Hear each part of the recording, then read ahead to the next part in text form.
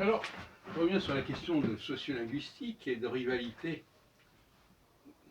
de guerre des langues, comme dirait mon professeur de l'époque, Louis-Jean Calvet, duquel j'ai fait d'ailleurs plusieurs mémoires, qui sont en ligne, en 87-89, maintenant 30 ans. La France a une langue qui a une dimension mondiale, pas seulement parce que le nombre de locuteurs, on dit oui, demain il y aura l'espagnol, le chinois, l'anglais, etc. Mais la France a aussi une carte linguistique à jouer parce que si l'on. C'est le problème d'épistémologie de la linguistique. Il faut aussi repenser les schémas linguistiques. Qu'est-ce que c'est qu'une langue? Ne pas avoir une langue comme un tout global, sémantique, orthographique, etc.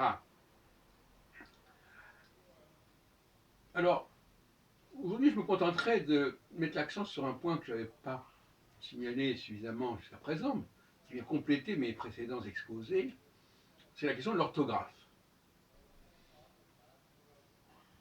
Alors, la moindre des choses, c'est quand on emprunte des mots d'une autre langue, on change son orthographe. De l'autre côté, vous me direz, mais c'est quand même très honnête de garder l'orthographe d'origine. C'est une façon de dire, voilà, on vient de là. Mais comme ce n'est pas le cas, comme tous ces anglophones ne parlent pas de l'influence du français, mais veulent parler du latin, je ne sais pas quoi, donc on est obligé d'en arriver là. Alors, vous voulez emprunter des milliers de mots au français, d'accord, mais au moins ayez la décence de changer l'orthographe. Autrement dit, je considère qu'à terme, ils n'auront plus le droit, ces anglophones, d'utiliser les mots français dans l'orthographe d'origine.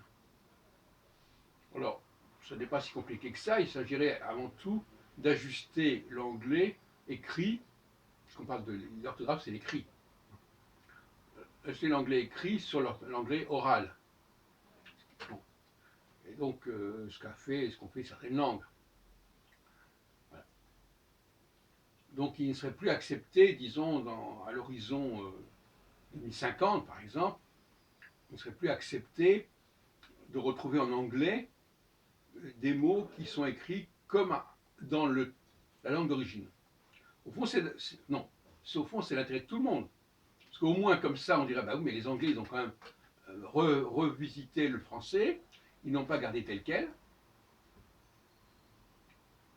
Et c'est aussi pour les Français de dire, bah, écoutez, voilà. Hein, alors je sais bien que le passage à la dimension phonétique d'une langue, c'est aussi un appauvrissement, puisque ça pose des problèmes d'étymologie, etc. Mais enfin bon, on ne peut pas avoir le beurre à l'argent du beurre.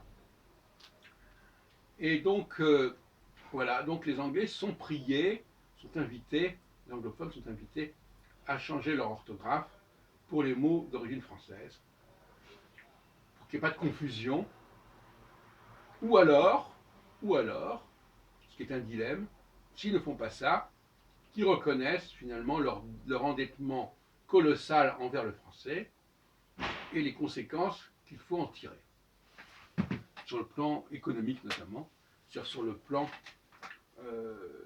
du paiement d'un droit d'exploitation de cette langue,